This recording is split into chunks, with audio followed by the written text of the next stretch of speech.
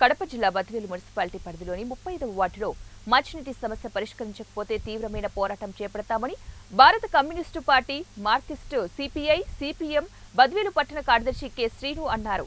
ఆదివారం స్థానిక సుందరయ్య భవనం నందు డివైఎఫ్ఐ జిల్లా అధ్యక్షుడు ముడియం చిన్ని అధ్యక్షతన ప్రజా సంఘాల రౌండ్ టేబుల్ సమావేశం నిర్వహించడం జరిగింది.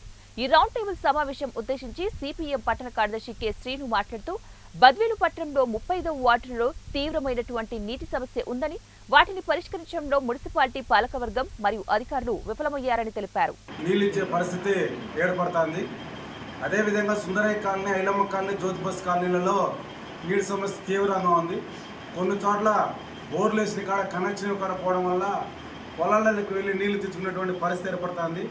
ఇప్పటికైనా మున్సిపాలిటీ అధికారులు ఎక్కడైతే నీటి సమస్య ఉందో ఆ నీటి సమస్యను తక్షణమే పరిష్కరించాలా. అదేవిధంగా బోర్లు వేసిన కాడ మోటార్లు బిగించి మంచినీటిని సరఫరా చేయాలా. ఎక్కడైతే బ్రహ్మసాగర్ పైప్ లైన్ లేదో అక్కడ బ్రహ్మసాగర్ నుండి మంచినీటి పైప్ లైన్ను ఏర్పాటు చేయాలా. వీటన్నిటిపైన ఈరోజు స్థానిక సుందరయ్య